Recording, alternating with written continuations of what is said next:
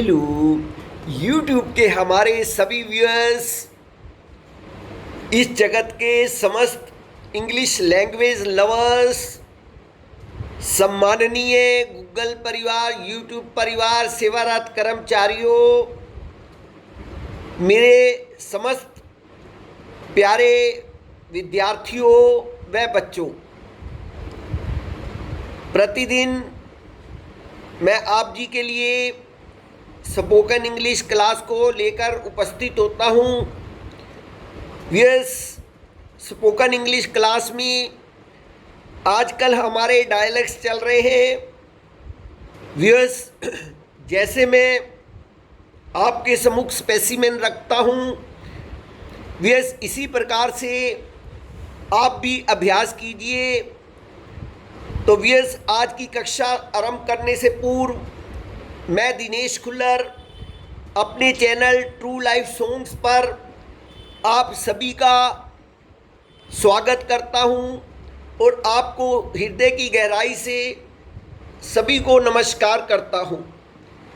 तो व्यूअर्स, आज की कक्षा आरंभ करते हैं। आज की कक्षा में जो हमारे डायलॉग्स हैं, कन्वर्सेशन है, वो होस्ट और गेस्ट के बीच में है। व्यूअर्स, सिचुएशन ये है कि एक गेस्ट विदाउट इंटीमेशन अचानक घर में आ जाता है और वो शादीशुदा है, अकेला आया है।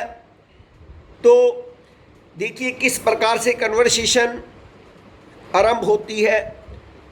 होस्ट से शुरू करते हैं। Host: oh, here you are.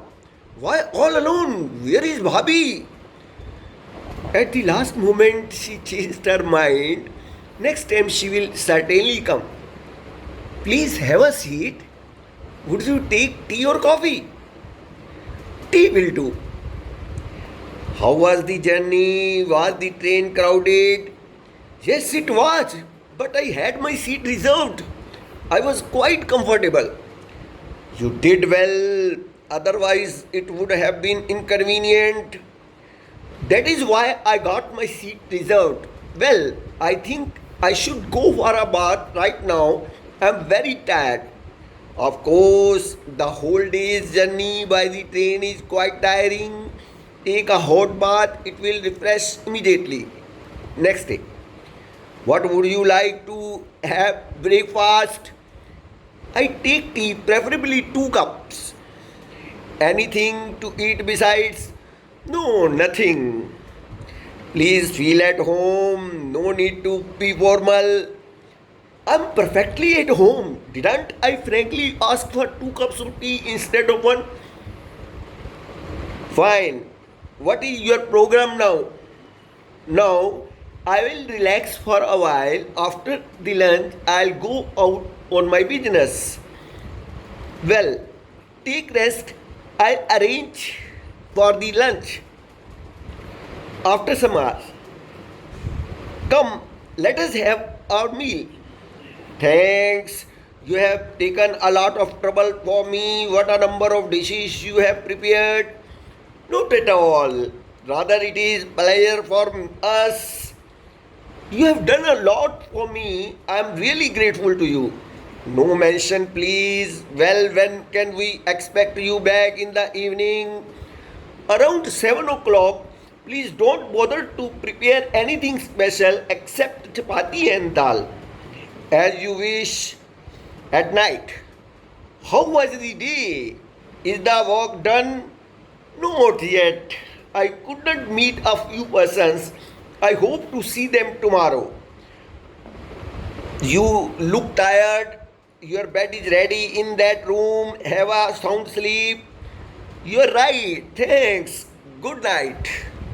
तो व्यूअर्स, ये थी होस्ट और गेस्ट के बीच की कन्वर्सेशन जो मैंने आप जी के सामने रखी। व्यूअर्स, अब हम इस कक्षा की अगली आइटम्स के ऊपर आते हैं। व्यूअर्स, और इस कक्षा की अगली आइटम है हमारा कंफ्यूजिंग वर्ड्स। व्यूअर्स, तो कंफ्यूजिंग वर्ड का रोज़ एक पेयर मैं आप जी के लिए लाता हूँ। व्यूअर्स, ये बहुत ही यूज़फुल है और अच्छी अंडरस्टैंडिंग देता है।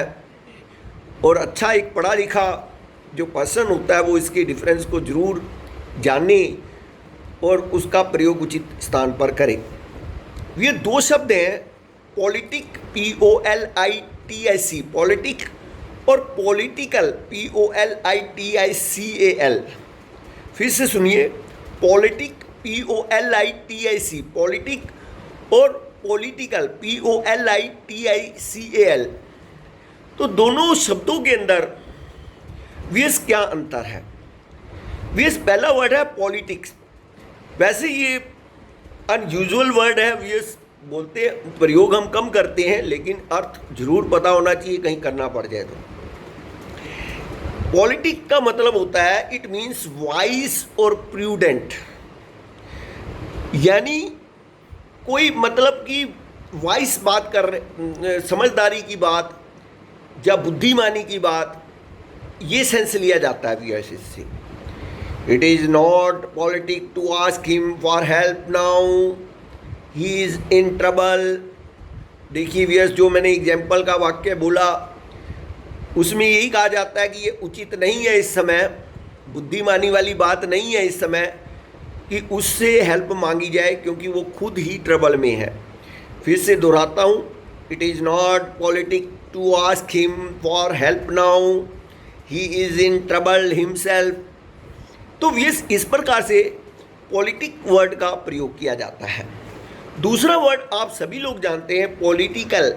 पॉलिटिकल का मतलब होता है it is connected with politics, जो राजनीति से संबंधित है तो वो पॉलिटिकल है। जैसे he is running his political career with his remarks on religion, तो he is running his political career with his remarks on religion. तो व्यस यहाँ पर देखिए कि वो एक राजनीतिक आधार पर अपने करियर को स्थापित कर रहा है, एक रणनीति के आधार पर स्थापित कर रहा है। तो व्यस यहाँ पर इसका मतलब एक पर्टिकुलर पॉलिटिक्स से ही है कनेक्शन इसका। तो अब मैं आशा करता हूँ व्यस आप पॉलिटिक और पॉलिटिकल का जो डिफरेंस है वो आप सभी लोग समझ गए होंगे। तो व्यस चलते हैं जल्दी से आज की कक्षा की तीसरी आइटम के ऊपर। तो व्यस वो डेली यूज सेंटेंसेस हैं, बहुत इम्पॉर्टेंट चीज़ें हैं ये। व्यस इसका यूज़ कीजिए डेली यूज सेंटेंसेस में भी। अगर आप लोगों के साथ बोलना शुरू हो गए व्यस, तो काफ़ी हद तक आपकी स्पोकन इंग्लिश की समस्या जो है हल होगी व्यस। ठीक है, तो इनको जुबान के ऊपर हमेशा रखिए व्यस, और चूकना नहीं जहाँ स्थिति बनती है। तो जैसे एक छोटे छोटे वाक्य हैं दो दो शब्दों के, और जल्दी से जुबान पर भी आ जाते हैं व्यस। जैसे ज़रूर आइएगा, अब हम किसी को ये बोलते हैं भाई ज़रूर आइएगा, do come again, do come again. व्यस यहाँ डू जो है एम्फेसिस कर रहा है, एम्फेसाइज कर रहा है, किसी चीज़ के लिए ज़रूरी बना रहा है उसको, डू कम अगेन। तो व्यस ये तभी वाक्य बोला जाता है तो जब कोई किसी से आप मिलते हैं और बहुत समय बाद मिल रहे हैं कहीं बाहर, या फिर उसको आप कहते हैं, वो स्वयं कहता है कि मैं कभी आऊँगा आपके पास, तो आप भी थोड़ा सा एम्फेसाइज कर उसको कहते हैं डू कम अगेन, ज़रूर आइएगा दोबारा, डू कम अगेन। यस, अगला सेंटेंस है मुझे क्रोध मत चढ़ाओ, मुझे क्रोध मत चढ़ाओ, don't make me lose my temper, don't make me lose my temper. तो यस, ये बहुत बार बोला जाता है वाक्य। अब कई लोग ऐसे होते हैं जो आपको इरिटेट कर देते हैं, बेकार की बातें करके परेशान कर देते हैं और आपको गुस्सा आता है, तो आप उनको एक बार वार्न करते हुए कहते हैं don't make me lose my temper otherwise I will beat you. कुछ भी कह सकते हो आप आगे भी, लेकिन ये वाक्य इस प्रकार बोला जाता है। तो व्यस, अगला सेंटेंस है तुमने बड़े साहस का काम किया है, तुमने बड़े साहस का काम किया है।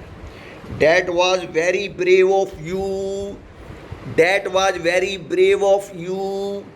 यस, ये सेंटेंस तब बोला जाता है जब वाकई में किसी ने बहुत एक्सीलेंट वर्क करा हो, जब बहुत ऐसा काम किया हो जिसमें बहुत बहादुरी की ज़रूरत है, हर एक व्यक्ति ना कर पाता हो उसको, जैसे किसी ने किसी की जान बचाई हो, तो एक बहुत बड़ा बहादुरी का वर्क है व्यूअर्स। इवन गवर्नमेंट भी उसको सम्मानित करती है। आप देखिएगा ना 15 अगस्त को कितने लोग ऐसे होंगे जिनको सम्मानित किया जाएगा, जो ब्रेव हैं, जिन्होंने बहुत ही अद्भुत साहस का परिचय दिया है व्यूअर्स।